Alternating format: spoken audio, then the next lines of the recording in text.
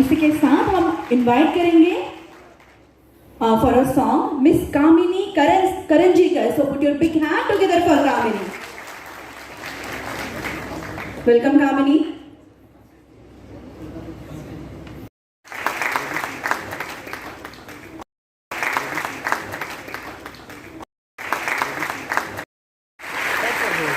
Thank you so much, ma'am.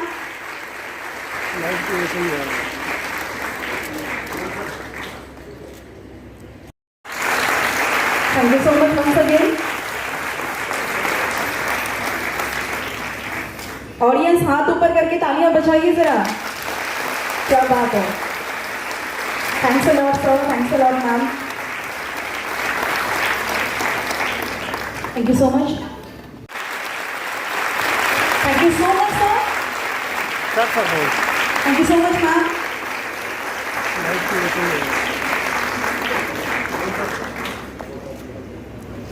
Okay.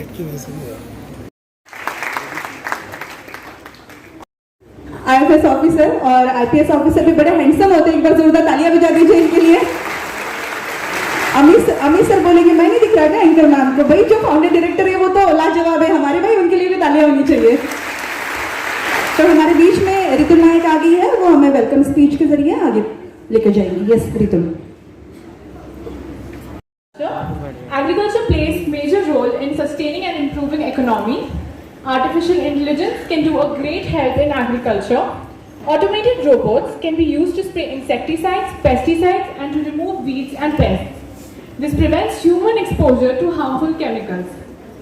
Automated irrigation systems can be used to irrigate the fields, which will help farmers to grow more with less water, labor, and electricity. This also promotes water conservation. Automated harvesters can be used, which helps to remove human labor. Automated systems can also be used in hydroponics. Also need to take in account the wealth inequality it will cause. Because it costs a lot of money to buy robots, also the maintenance cost is high. Laborers working in the fields will lose their jobs. In addition, the poorer farmers won't be able to access these resources. As a result, the rich farmers investing in large farms gaining more profit due to higher yield, whereas the others who are reluctant to invest so much in comparatively smaller fields, leaving them impoverished. Therefore, application of AI in agriculture is not fully feasible. But from chronic diseases like cancer to radiology, AI has been leveraged to deploy efficient and precise inventions that will help take care of patients suffering from these diseases and hopefully find a cure for them. I would like to present a few examples proving my case. In 2017, Stanford University published Sometimes will, when the roads you are trudging seems all uphill, when the funds are low and the debts are high, and you want to smile but you have to sigh. When care is pressing you down a bit, rest if you must, but don't you quit. Life is changed when it twists and turns, as every one of us sometimes learns. And many a failure comes about when he might have won had he stuck it out. Don't give up, though the pace seems slow. You may succeed with another blow. Success is failure turned inside out, the silver tint of the clouds of doubt. And you never can tell just how close you are. It may be near when it seems so far. So stick to the fight when your heart is hit. It's when things seems worst, you must not quit. For all the sad words of tongue or pen, the saddest are these, it might have been. हे कामयाबी तू रूठना मत, हे कामयाबी तू रूठना मत. मैं जानती हूँ तुम मेरे लिए रुक नहीं सकती, मेरी बातों में आकर तू फंस नहीं सकती. तू मेरे अल्फाज में ही मेहनत की जुबा डालती है, मुझसे दूर रहकर तू मुझे हर वक्त परखती है. जब मिलेंगे हम थोड़ा रोकर थोड़ा हंसकर दिखा दूंगी. टूटते टूटते संभलने के हजारों किस्से सुना दूंगी. बस हे कामयाबी तू रूठना मत. मेरी कोशिशों को पहचान मिलना बाकी है, मेरे पागलपन का इम्तिहान बाकी है. पर मुझ में तुझे पाने का जज्बा काफी है, हो सके तो मेरी चाहत की कद्र रखना. है कामयाबी तू रूठना मत. तू मुझसे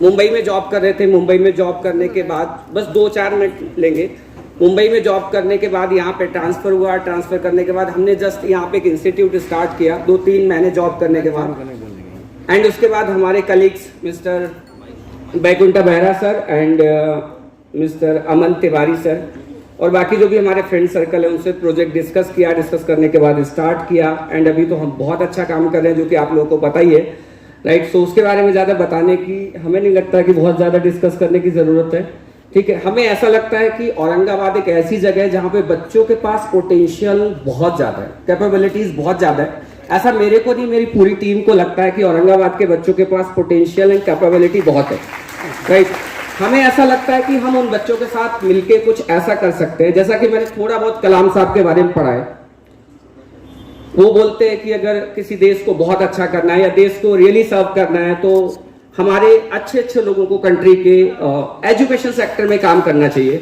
एजुकेशन सेक्टर ऐसा सेक्टर है जहां पे हम नेशन बिल्डिंग में डायरेक्टली काम कर सकते हैं। सो वो पर्पस के साथ हम लोगों ने ये स्टार्ट किया है एंड बेसिकली हम चाहते हैं कि पेरेंट्स कोटा, दिल्ली, मुंबई, बैंगलोर, पूना, जो भी फर्स्ट टायर सिटी है उसमें ना जाके हम औरंगाबाद में ऐसा इंस्टीट्यूट स्टार्ट करें ताकि बच्चे यहाँ पे बहुत अच्छा कर पाएं और यहाँ पे बहुत सारी फैसिलिटीज हम अवेलेबल कर पाएं जो शायद कोटा में है या फिर जो अच्छे सिटीज पे है, राइट।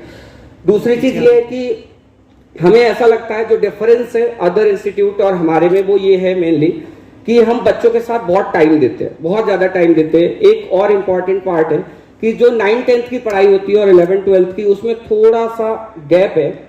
वो जब बच्चे 9th-10th में लाइक 95% लाते हैं या फिर उससे ज्यादा सिक्योर करते हैं, उनको लगता नहीं अभी तो हम कर लेंगे, सब होगा। 11th का थोड़ा सिलेबस करने के बाद उनको ऐसा लगता है अब अपन से नहीं होने वाला, राइट। थोड़ा सा ऐसा डिफिकल्ट मोड क्रिएट होता है। वहां पे पेरेंट को बहुत अच्छे से और टीचर्स को अगर हम सपोर्ट करें तो हम बहुत अच्छा कर सकते हैं। कोटा में जो बच्चे जाते हैं उनके साथ यही होता है, मैं खुद कोटा में रहा हूं 2 साल, तो उनके साथ ये होता है कि जो बच्चे यहाँ से टॉप करके जाते हैं सिटीज से, वो कोटा में पढ़ते हैं। पढ़ने के बाद आज आपको लगता है आपकी सिटी से जितने लोग कोटा जाते हैं वो सब IIT क्वालिफाई करके आते हैं, नीट क्वालिफाई, ऐसा बिल्कुल नहीं है। सो अभी बेसिकली क्या हो रहा है, जो गैप होता है वहां पे जाके बच्चों के साथ, उसको ना तो पेरेंट होते हैं हैंडल करने के लिए और जो टीचर्स वहां पे पढ़ाते हैं वो भी उनको हैंडल करने के लिए नहीं होते, राइट। सो वो टाइम ड्यूरेशन शायद हम बच्चों को दे पाते हैं। पढ़ाने वाले लोग औरंगाबाद में बहुत अच्छे लोग भी हैं, ऐसा मैंने सुना है, राइट। बट शायद हम पढ़ाने के साथ साथ बच्चों को मोटिवेट कर पाते हैं, गाइड कर पाते हैं, उनके साथ लगे रहते हैं। सो शायद ये वाला पार्ट बहुत अच्छा है और हम लगे रहेंगे, राइट। Thank you. इसके बाद तो हम आगे हैंड ओवर करते हैं। Thank you. पहले thank you ma'am for inviting me here, Amit sir और पूरी पर्ल एजुकेशन एकेडमी, जिन लोगों ने आज हमें ये मौका दिया कि हम औरंगाबाद जैसे प्यारे शहर में एक तो आ पाएँ, क्योंकि मेरा बड़ा बचपन से मन था कि औरंगाबाद आना है, तो ये अपॉर्चुनिटी मिली और इतनी बड़ी क्राउड को एड्रेस करने का मौका मिल रहा है, जिसके लिए मैं एक्चुअली वेरी हार्टफुल एक ग्रेटिट्यूड एक्सप्रेस करना चाहती हूँ। तो मन की बात सर करके गए, थोड़ा उसको पहले मैं कंटिन्यू करूँगी, उसके बाद फिर हम शायद आप लोगों के साथ में एक इंटरेक्टिव सेशन भी करने वाले हैं। पहले मैं अगर थोड़ा अपने बारे में इंट्रोडक्शन दूं तो मैम ने बताया था काफ़ी फैक्चुअल चीज़ें जो बिल्कुल ऑन पॉइंट है। मैं थोड़ा अपना जर्नी जो बताऊंगी अपनी फीलिंग्स के साथ में बताऊंगी, क्योंकि वो जो चीज़ मेरे एक्सपीरियंसेस थे शायद आप लोग रिलेट कर पाएँ, शायद कोई लोग सोच पाएँ कि हाँ हम सब लोग जो है सेम बैकग्राउंड से आते हैं, सब लोग ऑब्स्टिकल्स फेस करते हैं और लाइफ में किसी चीज़ से हार नहीं माननी चाहिए, कभी फेलियर से डरना नहीं चाहिए। तो एक उत्तर प्रदेश के बहुत छोटे से डिस्ट्रिक्ट का भी एक छोटा सा टाउन जहाँ पे आई वॉज बॉर्न और स्कूलिंग वहीं से हुई। नॉर्मल मिडिल क्लास फैमिली, पापा बैंक में थे, बाकी 2 छोटे भाई बहन हैं, नॉर्मल जैसा हम सब लोगों की फैमिली होती है। उसके बाद स्कूलिंग की और फिर ये था कि यूपीएससी करना है, पहले से दिमाग में था कि यूपीएससी करना है, पता भी था यूपीएससी क्या होता है। आई थिंक यहाँ पे काफ़ी लोगों को शायद नहीं पता होगा, अभी आप लोग बच्चे हैं तो वो सब चीज़ें। तो यूपीएससी जो होता है कहते हैं दुनिया का टफेस्ट एग्जामिनेशन है। बाकी ये होता है कि आपकी जो टॉप मोस्ट पोजीशंस होती हैं, जो पूरा एक हमारा देश है, हम पॉलिटिशियंस को देखते हैं जो लॉज बनाते हैं, पर उन लॉज को इम्प्लीमेंट कौन करता है? एडमिनिस्ट्रेशन जो हमारा होता है, जो एक स्टील फ्रेम होता है जिस पर पूरी कंट्री खड़ी है, जिसे हम ब्यूरोक्रेसी कहते हैं। यूपीएससी से वो ऑफिसर्स सेलेक्ट होते हैं, आईएएस हो सकते हैं, आईएफएस हो सकते हैं, आईपीएस, आईआरएस, बहुत सारी सर्विसेज। लेकिन जहाँ भी आप अफसर देखते हैं, जहाँ भी आप साइन करवाने जाते हैं, वो सब यूपीएससी के सेलेक्टेड ऑफिसर्स होते हैं। तो ये था कि पहले से करना है। ये ख्याल इसलिए आया मन में क्योंकि बचपन से देखती थी एरिया बहुत पावर्टी थी वहाँ पे, लड़कियाँ पढ़ती वढ़ती नहीं थी, तो बहुत स्पेशली एजुकेशन का तो बहुत एक लैक ऑफ एजुकेशन था। औरंगाबाद जब मैं कल घूम रही थी तो मुझे बहुत बहुत अपने टाउन जैसा लगा। I think that same environment, the same vibe, लोग अच्छे हैं, सीधे हैं, बट एक कुछ कमी है एजुकेशन की, शायद कहीं ना कहीं मुझे लगा कि हाँ हम और बेटर कर सकते हैं। तो जब मैं ऐसे ऑफिसर्स को काम करते हुए देखती थी लोगों के अपलिफ्टमेंट के लिए, लोगों के वेलफेयर के लिए, तो लगता था कि ये कुछ करना है ज़िंदगी में। बट खैर हम सब लोग बहुत प्रैक्टिकल होते हैं, मैं भी बहुत प्रैक्टिकल थी, तो मैंने सोचा इंजीनियरिंग कर लेते हैं। अब देखो जो कोई कुछ नहीं करता, इंजीनियरिंग जरूर करते हैं बच्चे, क्योंकि हमें इंजीनियरिंग में जाके समझ में आता है कि हमें करना क्या एक्चुअली और कैसे करना है। मतलब एजुकेशन का सिर्फ पर्पज़ ये नहीं होता है कि आपको कुछ एक थियोरेटिकल नॉलेज मिल रही है, इसका पर्पज़ ये भी होता है कि आप एक्सप्लोर कर पाए आप क्या चाहते हैं ज़िंदगी में, आप क्या कर सकते हैं। मान लीजिए मैं यहाँ देखती हूँ आसपास काफ़ी बिजनेस कम्युनिटी है, काफ़ी फ्लरिश कर रही है, which is very good thing, लेकिन मैं ये भी एक चीज़ ऑब्जर्व कर सकती हूँ बाहर से, क्योंकि मैं तो आउटसाइडर हूँ, कि अगर लोग पढ़ लिख के चाहे बिजनेस ही करें वो बेटर तरीके से कर पाएंगे। क्योंकि जैसे आप कॉलेज में जाते हैं, जब आप ऐसे देखते हैं कि बाकी लोग क्या कर रहे हैं दुनिया में, कहाँ कहाँ एक अपॉर्चुनिटी है, आपका एक नेटवर्क होता है आपके सीनियर्स का, एल्यूमनाई का, जो इतने कनेक्टेड होते हैं। आपको कभी स्टार्टअप करना है, आपको कुछ भी करना है, कॉलेज बहुत एक्सपोजर देता है आपको, आपकी पर्सनैलिटी को शेप करता है। तो एक छोटे शहर का बच्चा, एक बड़े शहर का बच्चा, कोई भी बच्चा जब कॉलेज में 10,000 लोगों से इंटरेक्ट करता है तो उसे बहुत कुछ चीज़ें समझ में आती हैं, इसलिए एजुकेशन बहुत ज़रूरी है। तो जेई मेंस का एग्ज़ाम दिया मैंने, ऐसी थोड़ी कंजर्वेटिव सी फैमिली थी कि पढ़ाई कैसे करोगे, बाहर कैसे जाओगे, बाहर कैसे रहोगे, क्योंकि मेरे से पहले कोई पूरी फैमिली में बाहर पढ़ने नहीं गया था, लड़कियां तो बिल्कुल नहीं गई थी। सो दैट क्लीशे आर्ग्यूमेंट्स की अरे नाम खराब हो जाएगा, लड़की बिगड़ जाएगी। आई थिंक यहाँ जो बच्चे बैठे हैं, मुझे नहीं पता कि सोशो इकोनॉमिक बैकग्राउंड कैसे होंगे, पर मेरा ऐसा था, और आई थिंक कुछ लोग तो रिलेट शायद कर पाएंगे। तो but I have always been a fighter, मैंने कहा नहीं मुझे करना है, मेरी जिम्मेदारी है, मेरी पढ़ाई है, ये सारी चीज़ें। घर वालों को कन्विंसिंग आर्ग्यूमेंट दिया। मेरी मम्मी हमेशा बहुत सपोर्टिव रही, पेरेंट्स होते ही हैं सपोर्टिव, क्योंकि अल्टीमेटली सोसाइटी कुछ भी बोले, पेरेंट्स तो बच्चों का अच्छा ही चाहते हैं, थोड़ा बस वो टेम्पर हो जाता है। तो ऐसे करके NIT जालंधर में पहुंची, केमिकल इंजीनियरिंग मेरा एक सब्जेक्ट था जिसमें मैंने अपनी डिग्री ली, और उसके बाद में मैंने फिर एक US बैंक के साथ मैं काम कर रही थी। ये एक एनालिटिक्स कंपनी थी, क्लाइंट मेरा एक US बैंक था, जहाँ पे मैं उन लोगों का एनालिटिक्स पार्ट देखा करती थी। काफ़ी अच्छी ज़िंदगी चल रही थी, बढ़िया, पैसे वैसे आ रहे हैं, घूमो फिरो ऐश करो, ऐसा सब चल रहा था, कंफर्टेबल हो गया था। तो देखिए कंफर्टेबल जब ज़िंदगी हो जाती है ना तो बहुत डेंजरस है। एक स्टूडेंट के लिए ज़िंदगी में स्ट्रगल करना ज़्यादा ज़रूरी है, क्योंकि जब तक स्ट्रगल रहेगा तब तक आप आगे बढ़ते रहेंगे। अभी आपको लग रहा होगा कि कितनी मेहनत है और मतलब 8-8, 10-10 घंटे पढ़ाई करनी पड़ रही है, होता है, हम सबको कंफर्ट चाहिए, सबको फ़ोन चलाना है, सोशल मीडिया बढ़िया एकदम, लेकिन बात यही है कि आप अपना एम जो है वो लॉन्ग टर्म में देखिए ना, कि आप कहाँ स्टैंड करेंगे। जब मैं जॉब छोड़ के घर वापस आई, 2 साल मैंने जॉब की, कंफर्टेबल ज़िंदगी हो गई, UPSC पीछे छूट गया। फिर एक दिन रियलाइजेशन होता है, तुम सो के उठते तो तुम्हें लगता है अच्छा ज़िंदगी में कुछ और करना चाहिए, तो UPSC का ख्याल आया और मैं घर वापस आ गई। विदाउट कोचिंग में 2 साल घर रह के प्रिपेयर कर रही थी। तो जब मैं बाकी दूसरे लोगों को देखती थी कि अच्छा सब लोग कुछ कर रहे हैं ज़िंदगी में, बढ़िया जॉब्स ले रहे हैं, शादी कर रहे हैं, यूरोप ट्रिप कर रहे हैं, तो मुझे लगता था कितना कुछ मिस आउट कर रही हूँ मैं सोशल मीडिया से ऑब्वियसली। बट ये चीज़ मैंने अपने 2 साल की जर्नी में अगर कुछ सीखा है तो ये सीखा है कि अपनी टाइमलाइंस को कभी भी दूसरों की टाइमलाइन से कंपेयर नहीं करना चाहिए। मेरे घर वाले कहते थे कि सौरभ तुम कहीं भी जाते हो बड़ा अंडर प्रिपेयर्ड जाते हो, बिना तैयारी के निकल जाते हो। शायद वो सही थे। मेरे पास 1 हफ्ता था यहाँ पे स्पीच तैयार करने का, और मुझे बिल्कुल आइडिया नहीं क्या बोलना है। तो खैर अब मुझे ये पता कि आप जिस रेस में, जो IIT नीट वाले एस्पिरेंट हैं, वो एक रेस में आ चुके हैं। आई थिंक 9, 10, 11, 12 के बच्चे हैं यहाँ पर, और ये जो रेस है शायद आपको अभी एहसास ना होगा, बट 3-4 महीने की तैयारी के बाद आपको रियलाइज़ होगा कि बड़ी ही कॉम्पिटिटिव रेस, बहुत लाखों लोग एग्ज़ाम देते हैं, सक्सेस रेट बड़ा कम है, प्रेशर बड़ा ज़्यादा है, इन कॉलेजेस को बड़ा ग्लोरीफाई कर रखा है, बहुत अच्छे कॉलेजेस हैं लेकिन बड़ा ग्लोरीफाई कर रखा है। कुछ समय बाद आपको थोड़े सेल्फ डाउट्स आएंगे खुद पे, थोड़े हाई एंड लोज आएंगे, खुद की कैपेबिलिटीज़ पे आपको डाउट होगा कि क्या मैं गुड इनफ हूँ। कुछ दिनों पहले तक जहाँ आपकी ज़िंदगी गेम्स में, स्पोर्ट्स में, अपने फैमिली के फंक्शंस में बीत जाती थी, कुछ दिनों बाद आपकी जो लाइफ है वो एक टारगेट के अराउंड रिवॉल्व करेगी। वो टारगेट वही है, शायद IIT हो, NIT हो, नीट में जाना हो, एम्स में जाना हो। तो बड़ा नेचुरल था कि कुछ समय बाद आपका जो लाइफ है वो बड़ी नैरो हो जाएगी, मतलब एक टारगेट के अराउंड रिवॉल्व करेगी। और बड़ा नेचुरल है कि जब वो टारगेट नहीं मिलेगा, सक्सेस रेट 10% से भी कम है, तो शायद मैक्सिमम लोग उसमें फेल हो जाएंगे। तो आप रियलाइज़ करेंगे कि थोड़ा दुख होगा, थोड़े डाउट्स होंगे, लगेगा कि मेरे साथ वाले तो निकल गए आगे, हम क्या करें।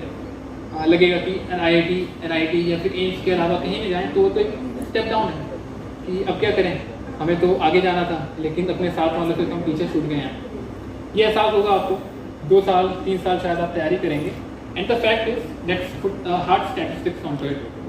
100 लोग तैयारी कर रहे हैं, सीट्स 10 हैं, उसमें से तो सक्सेस रेट 10% से भी कम है। तो I think maximum of you, not you but all over the country, जो लोग एस्पिरेंट्स हैं, प्रिपेयर कर रहे हैं, शायद वो डिसअपॉइंट होंगे, थोड़ा हार्ट ब्रेक मिलेगा, उससे निकलने में उन्हें काफ़ी समय लगेगा। ठीक है, तो ये बड़ा नेचुरल है। ठीक है, आपको खुद की कैपेबिलिटीज़ पे बार बार डाउट होगा, बड़ा बुरा लगेगा अगर आप उस कॉलेजेस में ना जा पाएँ। लेकिन मैं इसमें सिर्फ एक रिक्वेस्ट करूँगा कि समय के साथ सब ठीक हो जाता है, सो दिस टू शैल पास। और इसमें मैं चाहूँगा कि जो हमारे पेरेंट्स हैं, जो कोचिंग वाले हैं, वो एक बात पे बड़ा जोर डालें कि IIT और getting into AIIMS is not an and in itself, वो एक ज़रिया है कहीं आगे जाने का। ऐसे हज़ारों ज़रिए हैं। IIT एक प्लेटफॉर्म प्रोवाइड करता है, शायद दूसरों से बेहतर है, लेकिन वो सिर्फ एक प्लेटफॉर्म तो नहीं है।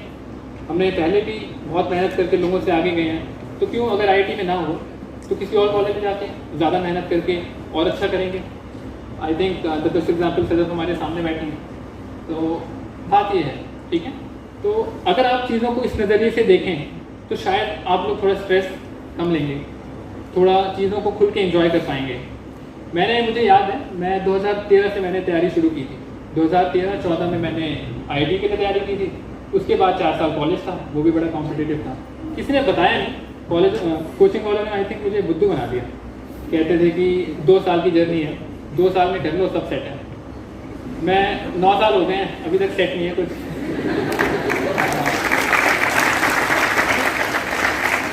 और मुझे लगा था कि सर्विस मिल जाएगी तो करियर थोड़ा सेटल हो जाएगा, बट ऐसा हुआ नहीं। किसी से प्यार हो गया और अब पता नहीं वो कहीं और जा रहे हैं, हम कहीं और जा रहे हैं, आगे पता नहीं क्या होगा। तो एक तो फाइनल है कि आप कभी प्रिपेयर्ड नहीं रहेंगे, आप कभी सेटल नहीं रहेंगे, हमेशा अंडर प्रिपेयर्ड रहेंगे, हमेशा अनसेटल्ड रहेंगे। तो ये बात ध्यान रखिएगा, कभी भी कोई एग्ज़ाम में, कभी भी कोई मंजिल आप अचीव करें, बट इस बात पे ध्यान रखिएगा कि आप कभी प्रिपेयर्ड नहीं हैं, हमेशा अंडर प्रिपेयर्ड हैं। तो उसी चैलेंजेस को बड़ी ब्रेवरी के साथ फेस करें। आप आई थिंक आपके पेरेंट्स बड़े ही एक्सपीरियंस हैं इन सब मामलों में। 10 में से 8 बार चीज़ें आपके हिसाब से नहीं होंगी, तो क्या इसका मतलब है कि आप फेल हो गए हैं? क्या आप किसी चीज़ से डाउनग्रेड कर रहे हैं? नहीं, उसका सिर्फ इतना सा मतलब है कि वो फेलियर नहीं, वो एक सेटबैक है। बड़े हम इंपॉर्टेंट टर्मिनोलॉजीज, बेसिक सी टर्मिनोलॉजीज हैं, हम उसे ध्यान नहीं देते हैं। मेरा दोस्त था आदर्श दास, बड़ा केपेबल था, IIT उसमें क्वालिफाई नहीं कर पाया 2014 में, तो लोगों ने कहा कि the term he use was I fail. But what people don't realise, या फिर जब हम लोग ज़िंदगी को बड़े लॉन्ग टर्म में देखते हैं तो हम ये नहीं देखते हैं कि बहुत लंबी जर्नी है ये, और ये सब जो चीज़ें हैं ये एक माइलस्टोन्स है, माइलस्टोन्स भी नहीं कहूँगा, एक लेवल है चीज़ों को आगे ले जाने का। तो जब 1000 लेवल्स हैं और आप एक लेवल पे फेल हो गए हैं तो उसे फेलियर तो नहीं कहते हैं। क्रिकेट में 2 इनिंग्स होती हैं, आपने पहले इनिंग्स में कम रन बनाया, आप ये तो नहीं कहते टीम हार गई है, the team face the setback, लेकिन it did not lose, right. तो अगर आप एक लेवल पे हार जाए या कभी सक्सेस ना मिले, या जो आपका एक्सपेक्टेशंस थी वो आपको ना मिले, तो always say that it's a setback, it's not a failure, ठीक है। तो इस पर बड़ा ध्यान रखें कि आप क्या वर्ड्स यूज़ कर रहे हैं और फिर आगे चलते जाएँ। बाद आने का बहुत बचपन से सपना था घूमने फिरने का, और बहुत अच्छा लग रहा है यहाँ पे आने के बाद, इन सारे लोगों से इंटरेक्ट करने के बाद। I am really touched. Okay, इस कामयाबी के पीछे आपके वालिदैन और आपके पेरेंट्स का किस तरह से? हाँ, सभी लोगों का सपोर्ट रहता है, फैमिली का तो स्पेशली बहुत सपोर्ट रहता है, और मुझे लगता है जहाँ मैं आज हूँ वहाँ पे उनके सपोर्ट के बिना मैं नहीं पहुँच पाती। दिक्कत तो सभी की ज़िंदगी में आती हैं, पर मेरा मानना ये है कि दिक्कतों से ज़्यादा इंपॉर्टेंट है कि आप कैसे उन चीज़ों को ओवरकम कर पाए। छोटे शहर से होना या अभी थोड़ा बुक्स वगैरह, कोचिंग, ये सब चीज़ें रहती हैं, लेकिन आई थिंक अगर आप डेडिकेटेड हैं, अगर आप स्मार्ट हैं, आप अपना रास्ता बना लेंगे, और जब ये कामयाबी मिलेगी तो ये सब कुछ बहुत ही वर्थ इट लगता है। आपने इतने कम उम्र तो नहीं थी, कुछ पहले से सपना था, और जब कभी कॉलेज किया, जॉब की, उसके बाद जब डिसाइड किया कि हाँ फाइनली ये करना है, तो फिर फैमिली से डिस्कस किया था, सब लोगों का सपोर्ट था, तो आई थिंक दोनों ही चीज़ें हैं।